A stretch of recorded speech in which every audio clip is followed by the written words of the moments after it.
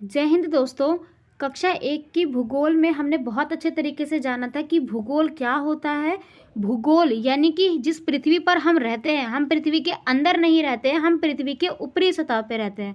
बहुत से बच्चों को ये भी नहीं पता होता है कि हम पृथ्वी के अंदर नहीं रहते हैं। पृथ्वी के अंदर भाई कैसे रहेंगे? पृथ्वी तो अंदर से बहुत गहरी है, बहुत ही ज़्यादा क्या कहते हैं गैसों से बनी है, तो उसके अंदर तो हम जैसे इंसानों का जी पाना ही संभव नहीं है। तो पृथ्वी के हम ऊपरी सतह पर रहते हैं, ठीक है।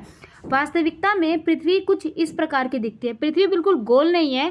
गोल ना होने के कारण यही है कि इस पृथ्वी के ऊपर बड़े बड़े पहाड़ है, पर्वत है, कई महासागर है, तो इस वजह से इस पृथ्वी का आकार गोल नहीं है।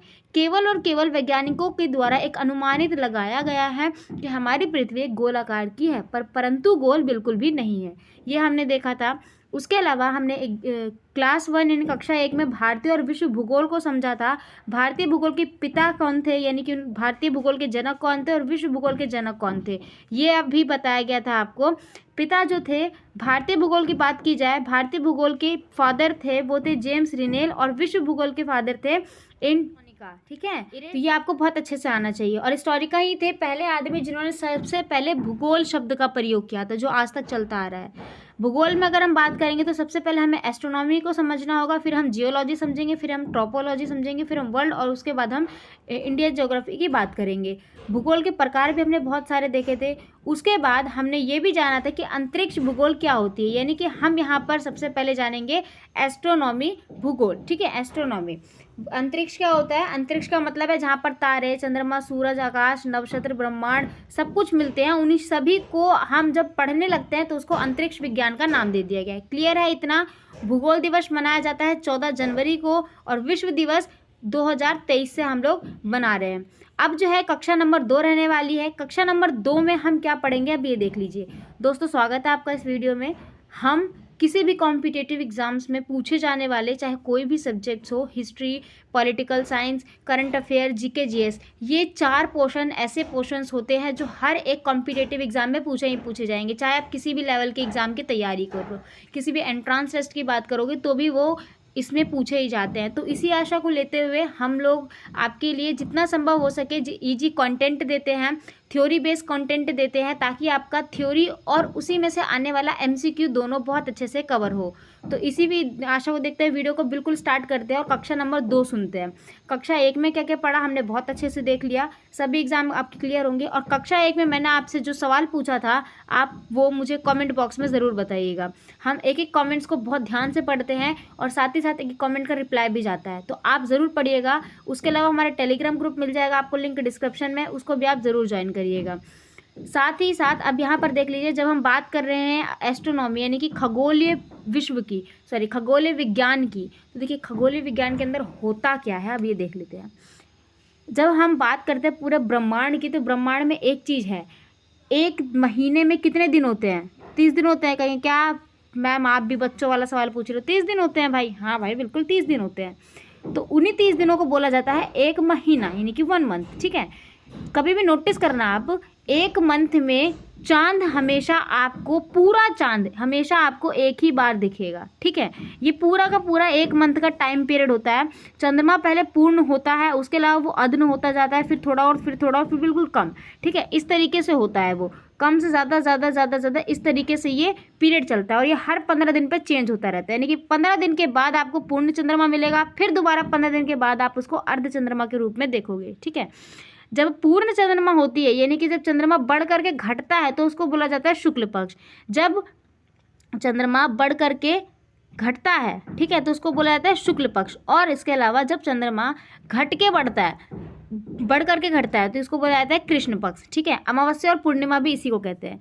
सूर्य, चंद्रमा और वस्तुएं जो रात के समय आसमान में चमकती हैं, वो सभी क्या बोलते हैं? खगोलीय पिंड। अब देख लो, आसमान कुछ इस टाइप से दिखता है, आसमान में कितने तारे होते हैं ये भी नहीं पता भाई, है ना। बहुत अनगिनत माना जाता है, ऐसा कहा जाता है कि अनगिनत है। तो देखो कुछ इस टाइप से आसमान का अपना व्यू आता है, ठीक है।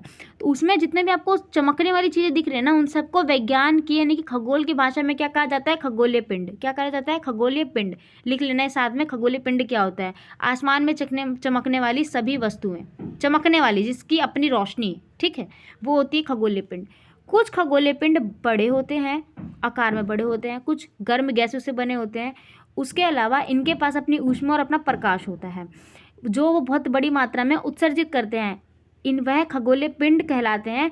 और सूरज जो है, सूरज भी देखो कितनी तेज उसकी रोशनी है। आप सूरज के पास चले जाओ, पॉसिबल नहीं कि आप चले जाओगे।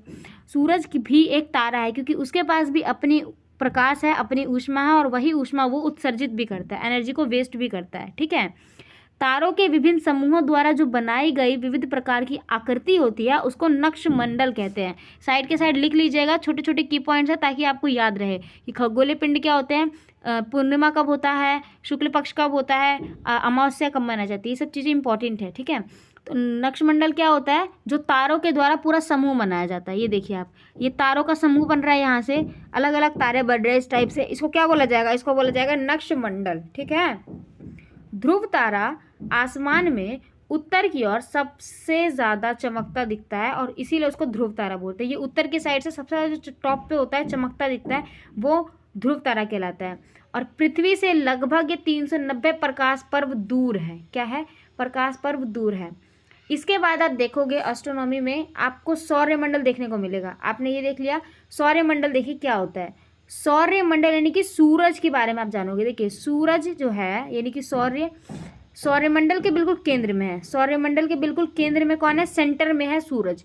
ये बहुत ही बड़ा होता है। सूर्य 8 ग्रह और सभी खगोलीय पिंड, क्षुद्र ग्रह, सब कुछ मिलकर के सौर्यमंडल बनाते हैं। यानी कि सौर्यमंडल के अंदर सूरज भी आएगा, उसके अलावा 8 ग्रह भी अंदर आएंगे, साथ में तारे, कुछ खगोलीय पिंड, सब मिलकर के क्या बनाते हैं, सौर्यमंडल बनाते हैं। इसको सौर्य परिवार भी बोलते हैं, जिसका मुखिया कौन होता है, सूरज बोलते हैं। ठीक है। तो अगर कमेंट में बोला जाए कि सौर्यमंडल का मुखिया कौन है, तो सूरज। याद रखिएगा, इस टाइप से क्वेश्चंस कवर होते हैं।